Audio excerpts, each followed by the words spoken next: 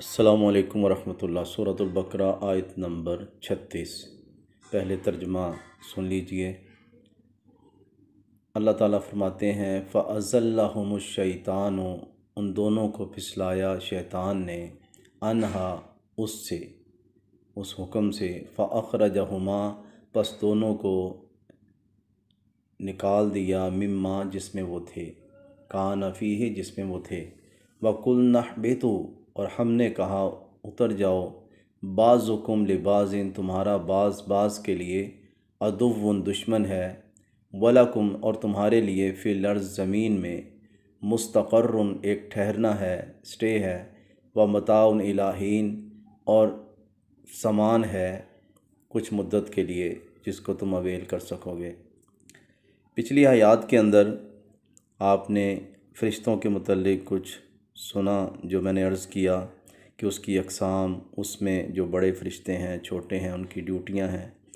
شیطان کا تذکرہ ہے، اس کی تفصیل کچھ سن لیجئے۔ یہ جنات میں سے تھا اور فرشتوں کی طرح یہ لطیف مخلوق ہے۔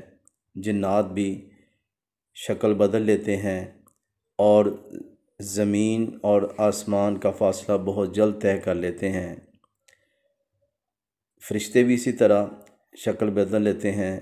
حدیث پاک میں آتا ہے کہ جبریل علیہ السلام جب رسول اللہ صلی اللہ علیہ وسلم کے پاس آتے تو اکثر حضرت دحیہ کلبی رضی اللہ تعالیٰ عنہ صحابی رسول کی شکل میں آتے، بڑے خوش شکل تھے، خوبصورت تھے۔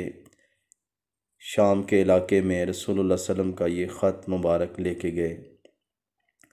تو فرشتوں میں تو نافرمانی کا عنصر نہیں، البتہ جنات انسانوں کی طرح اختیار و ارادہ رکھنے والی مخلوق ہے، تو جنات کی لطافت فرشتوں سے کم ہے، اور اسی لطافت کے لحاظ سے ان کی اقسام بھی ہے۔ مثلا عامر عین سے جو بستیوں میں رہتے ہیں جنات، حمزات جو انسان کے ساتھ لگے ہیں اور برائی پر اکساتے ہیں انسان کو۔ رسول اللہ صلی اللہ علیہ وسلم فرماتے ہیں ان کی قسم، یہ شیطانوں ہی کی قسم ہے حمزات، یہ آدم کے بیٹے کے خون میں گردش کرتے ہیں۔ جب آدم کا بیٹا اللہ کو یاد کرتا ہے خنسا، تو یہ غائب ہو جاتے ہیں، وَإِذَا غَفَلَ، اور جب اللہ کو یہ بھول جاتا ہے، فَوَسْوَسَ، تو یہ وسوسہ ڈالتے ہیں۔ اسی طرح اہل عرب بعض جنات کو ارواح کہتے، ہمارے ہاں آسیب اور بھوت کہتے، جو بچوں کو یہ ڈراتے تھے جنات۔ جنگلوں کے اندر بعض چیختے اور چلاتے، ان کی آوازیں لوگ سنتے، ان کو ہاتف کہتے ہیں۔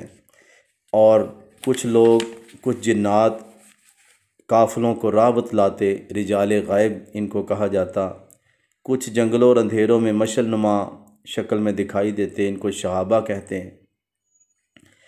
ان میں صالح بھی ہیں، بڑے لوگ مسجدوں مدارس میں باقاعدہ جنات انسانی شکل میں پڑھتے ہیں، ایماندار یعنی کہ اور صالح، لیکن زیادہ ان میں شر ہے۔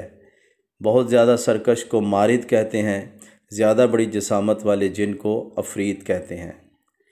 تو لطیف وہ ہیں جو آسمان دنیا تک جن کی رسائی ہے، اور کثیف وہ جو زمین میں ہی رہتے ہیں۔ ابلیس جو پہلے فرشتوں میں گھلا ملا رہتا تھا، یعنی کہ ذکر و اذکار کرنے والا، لیکن جب سجدے کا حکم ملا تو اس کی شر کی رگ بھڑک اٹھی، اور حسد اور تکبر کے ساتھ اس نے انسان کی برتری کو تسلیم کرنے سے انکار کر دیا۔ پھر جنوں میں بھی اسی طرح اولاد کا سلسلہ ہے، لہٰذا ابلیس اور اس کی اولاد پہلے دن سے ہی آدم اور اولاد آدم کی دشمن بن گئی۔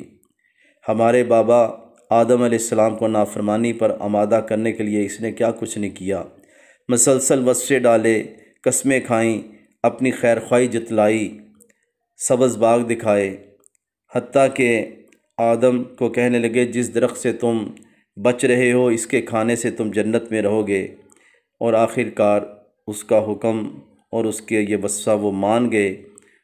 تو شیطان تو دشمن ہے، اب انسان بھی اس کو دشمن سمجھے گا تو بچ سکے گا۔ تو اسی وجہ سے جنت سے پھر نکال دیے گئے اماں حوا اور حضرت آدم علیہ السلام کو، اور اللہ نے کہا اب جنت تو ہے لیکن کچھ دن ٹھہرنا ہے زمین پہ، تمہیں دنیا کا رہنے کا، زندگی کا سامان ملے گا میری طرف سے، اب یہ ایک امتحان ہے۔ اللہ سمجھنے کی توفیق عطا